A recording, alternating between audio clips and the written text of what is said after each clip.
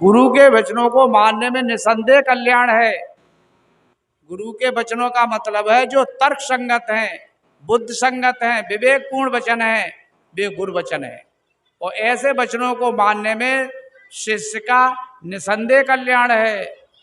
सदगुरु तथाकथित नामधारी किसी गुरु को मानने के लिए बाध्य नहीं करते हैं कि फलाने गुरु के पास जाओ, उसकी वचन मानोगे तो कल्याण हो जाएगा। साहब कहते हैं गग्गा गुरु के वचन है मान, जिनके वचन विवेक संगत हैं, बुद्ध संगत हैं, तर्कपूर्ण हैं, ऐसे वचन गुरु के। और ऐसे वचनों को मानने में निसंदेह कल्याण। दूसरी बात करते हैं कि दूसर शब्द करो नहीं कान। जिन शब्दों को सुनने पर हमारा मन भ्रमित हो जाए, बेकारी हो जाए, साहब कहते हैं ऐसे शब्दों पर ध्यान न दो। दूसर शब्द करो नहीं कान, कान नाम ध्यान न दो। जब ये बात समझ में आ जाए कि ये बात गलत बोल रहे हैं, ऐसे शब्दों पर ध्यान नहीं देना चाहिए, उलझना नहीं चाहिए, लड़ना झगड़ना भी नहीं चाहिए। साहब स्पष्ट कर देते हैं तहाँ विहंगम कबो न जाए। विहंग कहते पंछी, पंछी कहते मन। मन पंछी की पहुंच वहां नहीं है जहां पर सत्य है। सत्य प्रत्येक व्यक्ति के हृदय में निवास करता है। तो साधु कहते हैं तहाँ विहंगम कबो न जाए, वहां पर ये मन पंछी वहां पहुंचता नहीं है। इसलिए ओगह गह के गगन रहाए, आपका स्वरूप ओगह है, इंद्रियातीत है। अर्थात अपने लक्ष्य को अपने आप में स्थिर करें, अपने आप में ठहरे माने। तहाँ विहंगम कबो न जाए, ओगह गए के गगन रहाए। गगन का मतलब है हृदय आकाश। अपने को अपने हृदय आकाश में उसकी निरख परख करें, अपने आप में शांत रहें, कहीं किसी के विवाद में नहीं पड़े। विवाद बहुत खराब चीज होती है। शास्त्रों में लिखा है विद्या विवादाय धनम मदायम शक्ति परेशान परपीडनायम खालश साधो विपरीत में तज ज्ञानाय दानाय चर चढ़ायम। विद्या विवादाय, गलत लोगों की विद्या विवाद के लिए होती है। धनम मदायम, धन घमंड के लिए होता है। शक्ति परेशान पर पीड़नायम, शक्ति ताकत है, दूसरों को गरीबों को पीड़ा पहुंचाने के लिए होती है। जब सज्जनों की विद्या ज्ञान के लिए, धन दान के लिए, शक्ति गरीबों की रक्षा के लिए होती है। जो हमें आहूत की कृपा से प्राप्त हुआ है, चाहे बल हो, विद्या हो, चाहे शक्ति हो, इसका सदुपयोग करना चाहिए, कभी दुरुपयोग नहीं करना चाहिए। सदुपयोग से वृद्धि को प्राप्त होती है और दुरुपयोग करने से ह्रास होता है, विनाश होता है। ऐसा समझ करके घग्गा घट बिन से घट होए, घटई में घट राखु समोए। जो घट घट घटाए फिर आवे, घटई में फिर घटाए समावे। घग्गा घट बिन से घट होए, घ कहिए घनवत चेतन जी, जो कहीं संधि नहीं। जैसा आकाश असंध भरा है, कहूँ संध नहीं। घट मट पट में बाहर भीतर जैसा एक आकाश भरा है, तैसा ही चेतन पिंड ब्रह्मांड में भरा है। ताते घनवत ये अर्थ चैतन्य का, ये माया मुख है, गुरुबाग लोग कहते हैं। घग्गा घट बिन से घट होई, जब ये घट बिनसता है तो दूसरा घट बनता है। घग्गा घट बिन से घट होई, घटई में घट राख समोई।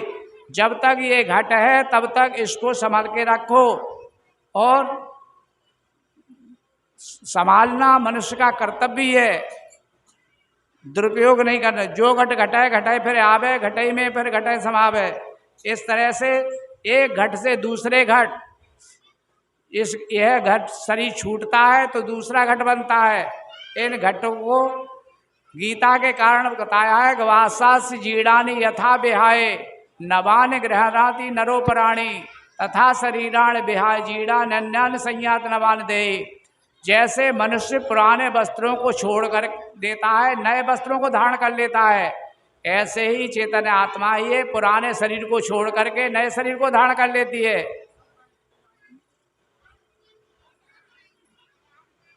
चच्चा चित्र रचो बड़ भारी, चित्र छोड़ते चित्र चित्रकारी, जिन्हें चित्र विचित्र हो खेला, चित्र छोड़ते चित्र चतेला।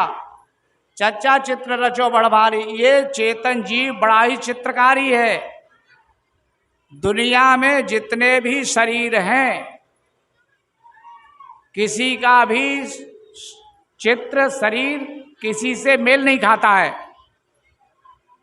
न मन विचार मिलते हैं न शरीर मिलता है। इसीलिए तो ये व्यवस्था देखो, अंगूठा लगा देते हैं। आदमी यदि अपना नाम गलत बतावे, पता सही नहीं बतावे, वो अंगूठा लगाते ही उसका पता सब निकल के आ जाता है कि ये तुम्हारा नाम है, ये पता है आपका। आधार कार्ड इसलिए बनाए ना, तो ये फिंगर जो है उंगलियों के अंगूठा के, ये भी सबके अलग अलग हैं। शरीर अलग अलग है। साहब यहाँ पर बता रहे हैं चच्चा चित्र रचो बड़ भारी, चित्र छोड़ते चित्र चित्रकारी। ये चित्रकारी इतना गजब का है, बहुत सुंदर चित्र बनाता है। कहते हैं एक बार एक चित्रकार ने सोचा, उसकी ख्याति प्राप्त थी, उसके नाम से ही लोग चित्र खरीद के ले जाते थे। तो उसने विचार किया मृत्यु के समय पर जब मौत आएगी तो मुझे नहीं ले जा पाए, इसके लिए उसने अपने खुद के चित्र 10 बनाए। 10 चित्र बना करके मौत के समय पर चक्राकार बना करके खुद बैठ गया उसमें। कहते मौत जब आई तो देखा गजब का चित्रकार आदमी है, जहां तो 11 बैठे, 10 मूर्तियां थी और 11वां खुद था, और हूबहूब एक जैसी मूर्ति थी, एक जैसे बैठे थे। मौत ने बहुत निरीक्षण परीक्षण किया, बारीक तरह से देखा, समझ में नहीं आई। कहते हैं जमराज लौट के चले गए। धर्मराज ने कहा भाई क्या हुआ, लाए नहीं अमर सिंह को, चित्रकार को? हुजूर वहां पर 11 बैठे हुए हैं, आप खुद चलिए देखिए कौन सा उसमें असली है कौन सा नकली है, ये समझ में नहीं आता है। कहते हैं धर्मराज स्वयं आते हैं और देखा तो धर्मराज की आंखें भी फैल हो गई। बाहर की आंखों ने उनके भी जवाब दे दिया कि बिल्कुल वास्तव में सही बात है। उन्होंने बुद्धि का प्रयोग किया और चित्रकार अमर सिंह की प्रशंसा की। भाई भाई क्या पूछना है, बहुत ही सुंदर मूर्तिकार हैं, चित्रकार हैं, इसलिए उनकी ख्याति देश विदेश में फैलती है। पर नेक कमी है, जैसे ही कहा पर नेक कमी है, चित्रकार के अहंकार में ठोकर लग गई और कहता क्या कमी है कि बस इसको पकड़ो। जैसे ही कहा क्या कमी है, समझ में आ गया कि ये असली है। 10 नहीं बोली जो असली था। तो हर आदमी को अहंकार होता है कि मेरे में तो कमी हो ही नहीं सकती है, कमी होगी तो दूसरे में होगी, और इस अहंकार के कारण चित्रकार पकड़ में आ गया।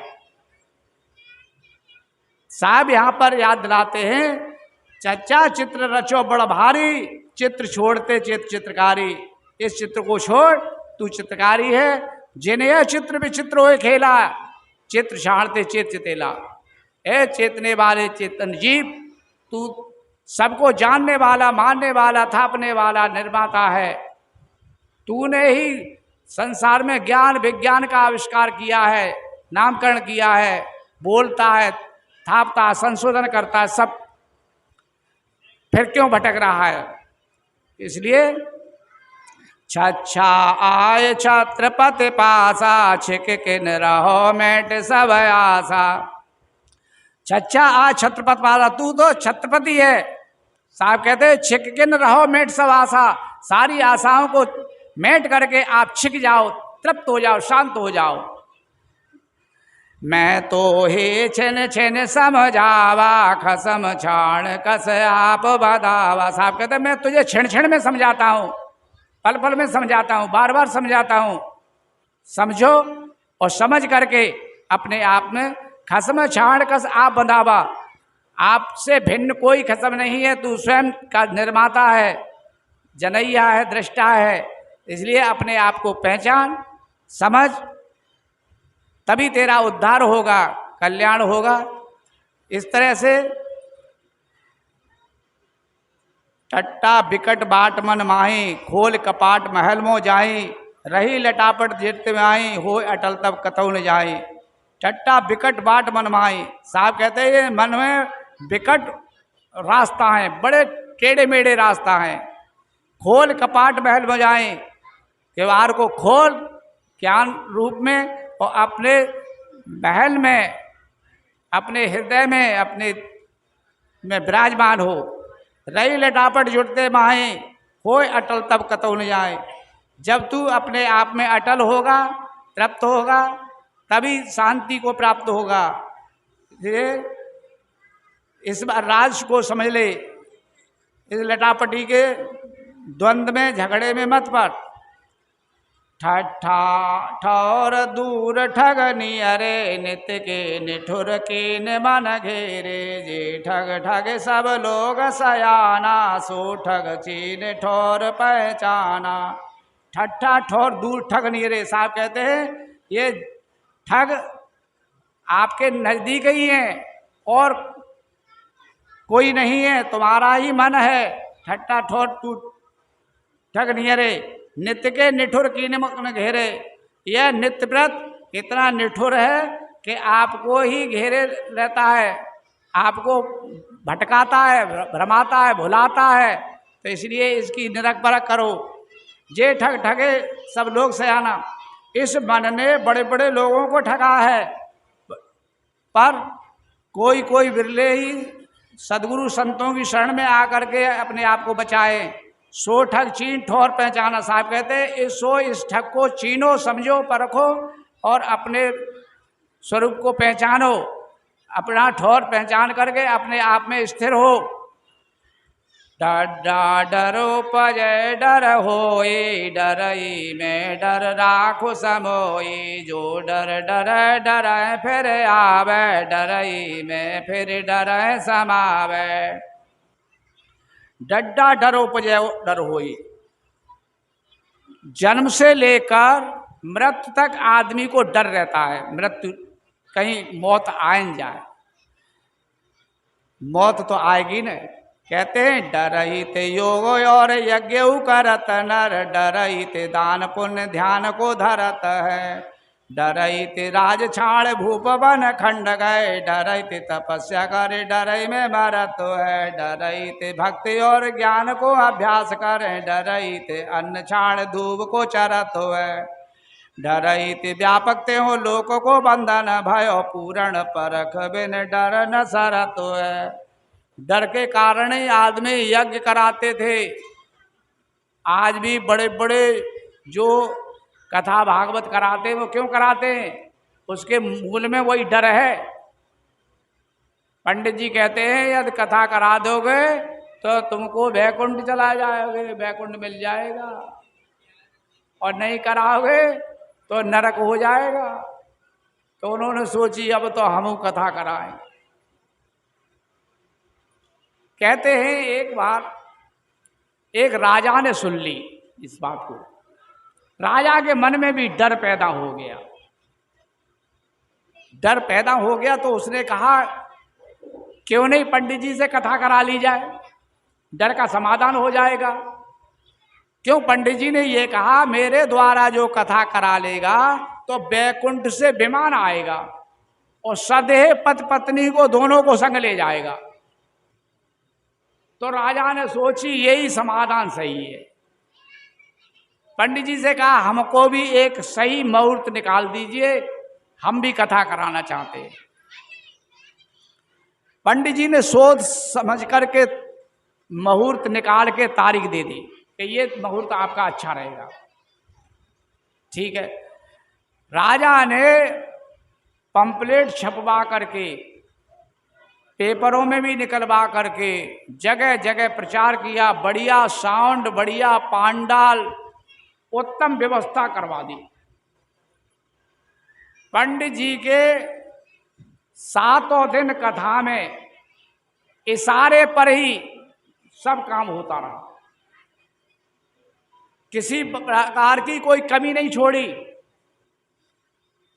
कथा समापन पर मनोवांछित वस्त्र, कपड़े, बर्तन आदि सब दे करके विदा किया। राजा ने फिर पंडित जी से पूछा, पंडित जी कोई कमी तो नहीं रह गई? पंडित जी कहते कोई कमी नहीं रही जजमान, बहुत अच्छी कथा हुई है। अब गुरु महाराज बैकुंठ से विमान कौन सी तारीख में आएगा वो बता दो, ताकि हम नहाए धो के तैयार रहें। इतना सुनते ही पंडित जी की हवा खराब है गई। उन्होंने तो देख करके कथा में सुना दी, उनको क्या पता था कि कब विमान आएगा। पंडित जी निरुत्तर हो जाते हैं, सटीक उत्तर नहीं दे पाते हैं, तो राजा के दिमाग में विकृति पैदा हो गई। राजा ने कहा गुरु महाराज सही तारीख बता दो, तब तो कुशल मंगल है आपकी, नहीं तो तुमने राजा को ठगा है ना, इसका परिणाम फल आपको भोगना पड़ेगा। और परिणाम फल क्या होगा? आपको फांसी पर लटका दिया जाएगा। जब फांसी का नाम सुना, पंडित जी के पैर तले जमीन खिसक गई। 7 दिन की खुशी दुख में बदल गई। फांसी का नाम सुनते ही खुशी 7 दिन की थी चकाचक, और अब मौत दिखाई दे रही है तो एकदम चेहरा फीका हो गया।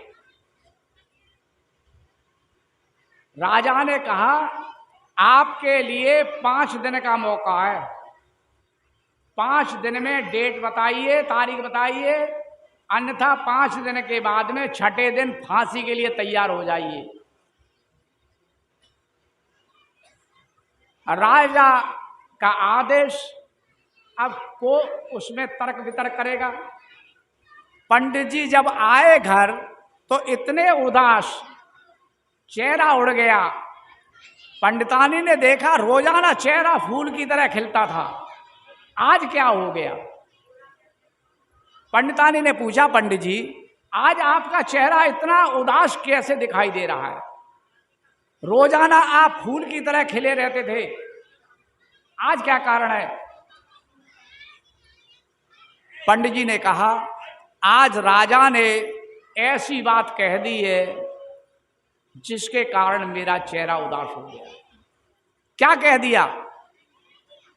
राजा ने कहा है कथा पूर्ण हुई, कोई कमी तो रही नहीं, कोई कमी नहीं रही, तो बैकुंठ से जो विमान आएगा वो कौन सी तारीख में आएगा वो बता दो तारीख।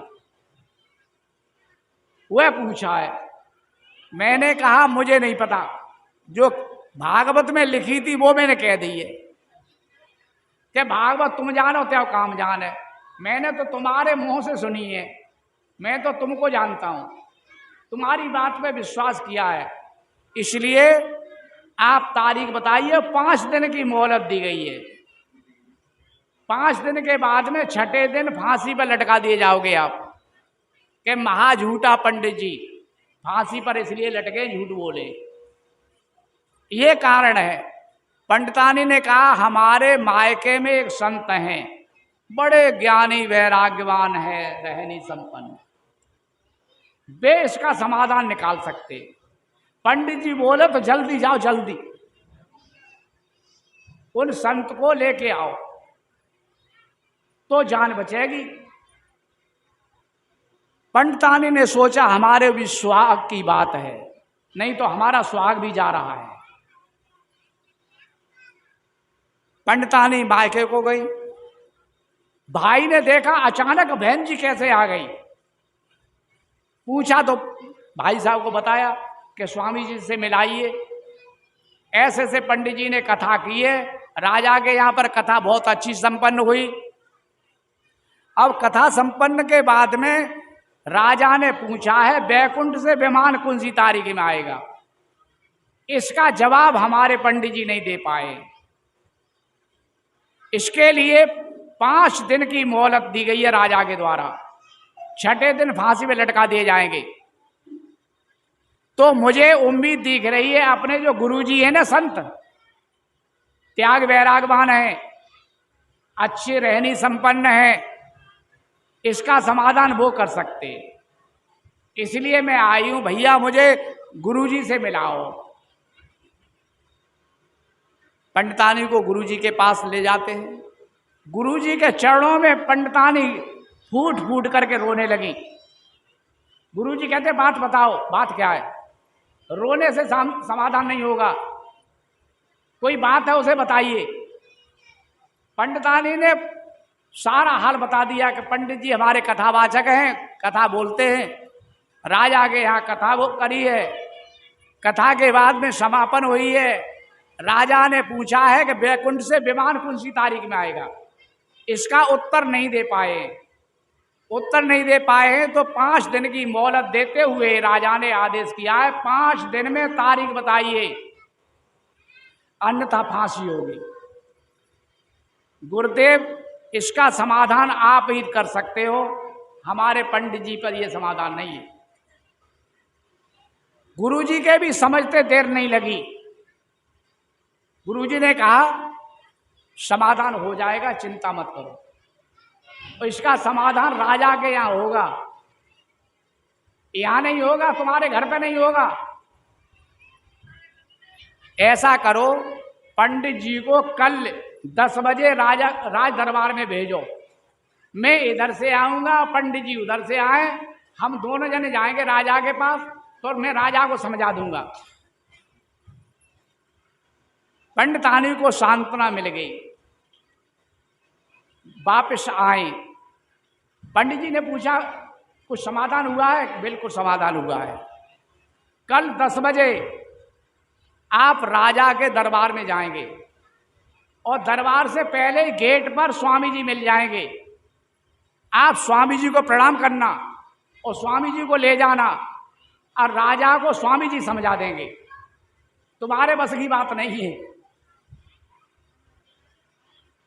पंडितानी ने जैसे ही समझाया तो पंडित जी की समझ में आ गया। पंडित जी को भी संतुष्टि हो गई। बिल्कुल सही बात है, मैं समझाता तो मैं तभी समझा देता, मेरे बस की बात नहीं है। अब जब कोई ज्ञान में बात आ जाती है तो ज्ञान ही समाधान करते हैं। दूसरे दिन 10 बजे पंडित जी नहा धो करके तैयार होकर के जाते हैं। इधर स्वामी जी पहुंच जाते हैं। पंडित जी ने स्वामी जी को प्रणाम किया, चरण स्पर्श किए। गुरुदेव दया करो, अब चलो। राजा के दरबार में जाते हैं। पहले एक गुरु जाते थे, अब 2 गुरु हो गए। गुरु के गुरु। राजा ने प्रणाम किया गुरु जी के लिए, उच्च आसन दिया, आइए विराजिए, बैठिए। पंडित जी ने गुरु जी के लिए इशारा कर दिया, गुरुदेव पधारिए। अब 2 आसन दिए जा रहे हैं, गुरु जी के लिए भी और पंडित जी के लिए भी। गद्दी पर आसन पर विराजमान होकर के गुरु जी ने पूछा राजा से, आपका क्या मामला है? मामला ये है, हमारे गुरुदेव ने कहा था मेरी जो भागवत करा देगा तो बैकुंठ से विमान आएगा और सदैव पति पत्नी दोनों को ले जाएगा। इस आधार पर मैंने कथा कराई। कथा संपन्न हुई है, कोई कमी नहीं छोड़ी है। अब मैं पूछता हूं कि बैकुंठ से विमान कौन सी तारीख में आ रहा है, वो बताइए। अब हमारे गुरुजी पंडित जी बोलते नहीं है, बता नहीं पा रहे, तो चाहे पंडित जी बताएं चाहे आप बताएं, हमें तो समाधान चाहिए। गुरुजी ने कहा, आपने मुझे इस गद्दी पर बैठाला है और मुझसे पूछने को कहा है, इस गद्दी के अधिकार किसको हैं? क्या अधिकार आपको है? फुल अधिकार है। अच्छा, हम जो करेंगे वो होगा कि बिल्कुल होगा। मंत्री से कहा, मंत्री ये कहा कह रहे हैं राजा साहब के, ठीक कह रहे हैं, तो ऐसा करो, 2 जल्लादों को बुलाओ। 2 जल्लाद बुला लिए गए। पहले जल्लाद को कहा, राजा साहब को नीम से बांधो। किससे बांधो? नीम से। नीम से पेड़ से बंधवा दिया राजा को, पहला आदेश। दूसरे आदेश में पंडित जी को दूसरे नीम से बांध दो। दोनों बांध दिए। अब राजा से कहा, ये कौन है? कि हमारे गुरुजी। अब गुरुजी से कहो, आप प्रार्थना करो कि तुमको खुलवा दें। राजा बोला कि हमारे गुरुजी खुद बंधे हैं नीम से, वो कैसे खोल देंगे? कि नहीं खोलेंगे? कि नहीं खोलेंगे। फिर कौन खोलेगा तुमको? गुरुदेव आपके आदेश से बंधे हैं, वो आपके आदेश से ही खुलेंगे। पंडित जी से कहा, पंडित जी ये आपके कौन है? हमारे राजा साहब हैं। आप राजा साहब से कहते हो कि खोल दें आपको। पंडित जी कहते हैं हमारे राजा साहब बंधे नीम से, कैसे खोलेंगे? फिर पंडित जी आपको कौन खोलेगा? गुरुदेव आपके आदेश से बंधे हैं, आपके आदेश से खुलेंगे। गुरुजी कहते हैं, बंदे को बंदा मिला, छूटे कौन उपाय, सेवा कर निर्बंध की, पल में लेत छुड़ाए। राजा साहब, जिस गृहस्थी के बंधन में आप बंधे हुए हैं, इसी गृहस्थी के बंधन में हमारे पंडित जी बंधे हुए हैं। आप इनकी कथा से मोक्ष को, बैकुंठ से विमान की प्रतीक्षा कर रहे हो। अरे इनका तो ये व्यवसाय है, धंधा है।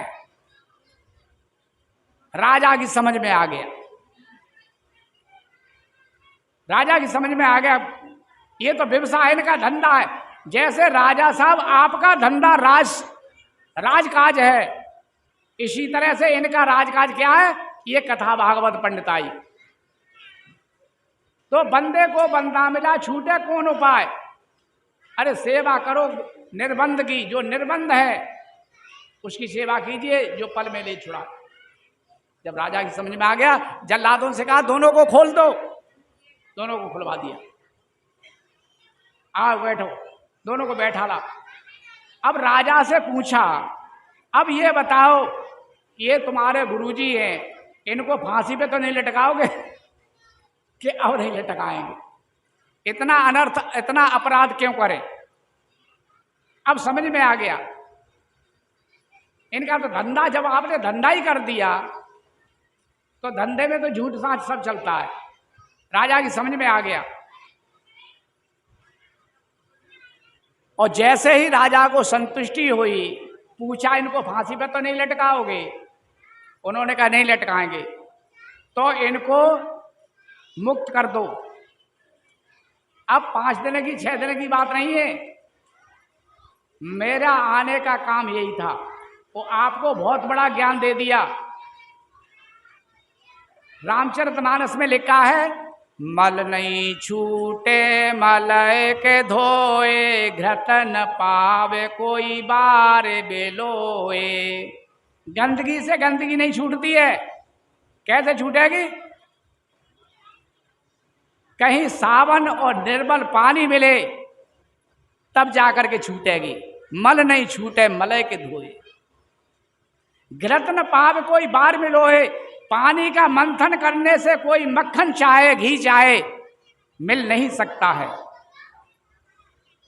फिर तो दूध को जमाना पड़ेगा, दही बनेगा, और दही का मंथन करेगा तब मक्खन आएगा ऊपर। याद रखना, विवेक वैराग्यवान की इसलिए आवश्यकता है। इसलिए संत हमारे पूज्य हुए। आचारहीनम न पुनंत वेद, आचरणहीन को वेद भी पवित्र नहीं कर सकते हैं, इसलिए सबसे श्रेष्ठ आचरण है।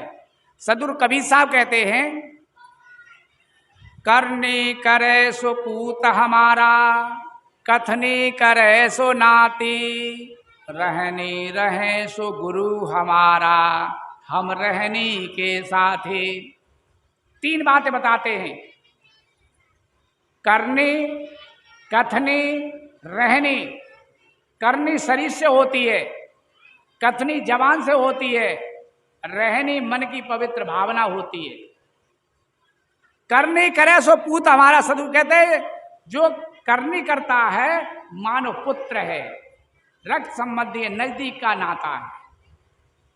कथनी करे सो नाती, केवल कहता कहता है तो कोई बेटी का बेटा है या बेटा का बेटा है, दूर का नाता हो गया। जब नाते होते देख करके शादी करते हैं ना, इसलिए उसको नाती कहा है।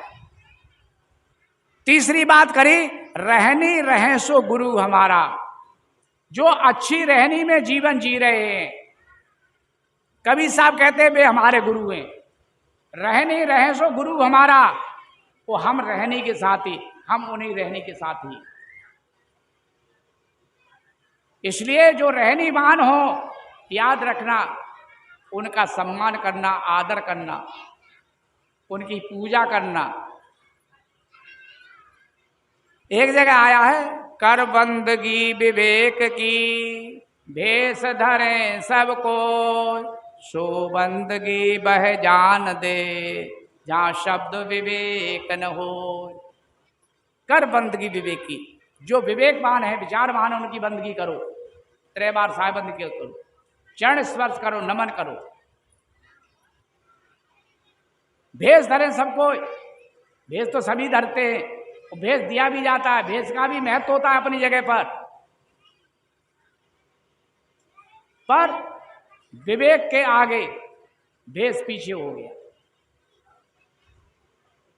कर बंदगी विवेक की, विवेक की बंदगी के लिए साहब निवेदन करते हैं।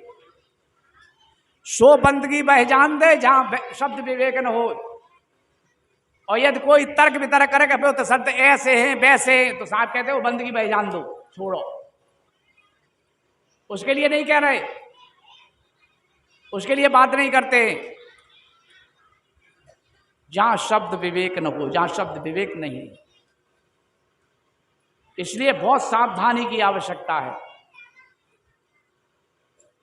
जहां तक है, गृहस्थी में भी जो अच्छी रहने वाले भाई होते हैं, वे भी सम्माननीय होते हैं। गृहस्थी में माता बहनें भी बड़ी शीलवान होती हैं, वे आदरणीय होती हैं। इस आचरण की, इस रहने की संतों में ही नहीं, गृहस्थी में भी उनका मूल्य है। इसलिए सभी भाई बहनों को चाहिए कि उसी रहनी को अच्छी बनाएं। यह सत्संग इसीलिए होता है कि आदमी अपनी रहनी बनाए, रहने के मुताबिक अपनी फिर करनी भी करे, कथनी भी करे। कथनी बुरी नहीं है। एक बार महात्मा गांधी जी से अमेरिका के पत्रकार ने पूछा, गांधी जी आप देखने में तो अच्छे लगते नहीं हो, आपकी पोशाक भी कोई अच्छी नहीं है, और जब बोलते हो तो आपके भाषण भी कोई लच्छेदार नहीं है। फिर क्या कारण है कि भारत के लोग आप पर लट्टू हैं? गांधी जी ने बड़े प्रेम से सुना, समझा और उत्तर दिया, आप ठीक कह रहे हो, मैं देखने में कोई अच्छा नहीं हूं, मेरी पोशाक भी कोई अच्छी नहीं है, और बोलता हूं तो भाषण भी कोई मेरे लच्छेदार नहीं है। बिल्कुल ठीक बात है। पर कारण क्या है कि भारत के लोग आपके ऊपर लट्टू हैं? कारण समझ लो। मैं जिस बात को जानता हूं ये बात गलत है, उस गलत को छोड़ने के लिए मैं कमर कस लेता हूं, काम नहीं करता हूं गलत को। एक बात। दूसरी बात, जिसको मैं समझता हूं यह जरूरी है, उसके लिए भी कमर कस लेता हूं। उस काम को करने के बाद ही मैं शांति लेता हूं, तभी बैठता हूं, वैसे नहीं बैठता हूं। समझ लो गांधी जी ने अपने विचार उड़ेल दिए, कह दिया जो कुछ कहना था, पत्रकार समझ गया। उसमें से एक उदाहरण है, जब गांधी जी यात्रा कर रहे थे तो फर्स्ट क्लास के कोच में टिकट लेकर के बैठे। पहले से उसमें अंग्रेज बैठे हुए थे। अंग्रेजों ने देखा और धक्का दे करके गांधी जी को प्लेटफार्म पर नीचे उतार दिया। गांधी जी कह रहे हैं मैं टिकट लेकर बैठा हूं, मैं पढ़ा लिखा आदमी हूं। अंग्रेज लोग कह रहे हैं तुम पढ़े लिखे जरूर हो, पर तुम हो काले, इंडियन, भारतीय हो, भले ही टिकट लेके बैठे हो, तुमको पता नहीं था हम लोग अंग्रेज बैठे हुए हैं पहले से? गांधी जी ने कहा अच्छा, ये अपराध हमसे हुआ है। आप पहले से बैठे हो, वो आप अंग्रेज हो, आप गोरे हो, वो हम काले हैं, वो इंडियन है, भारतीय है। ये ट्रेन इस समय भारत की है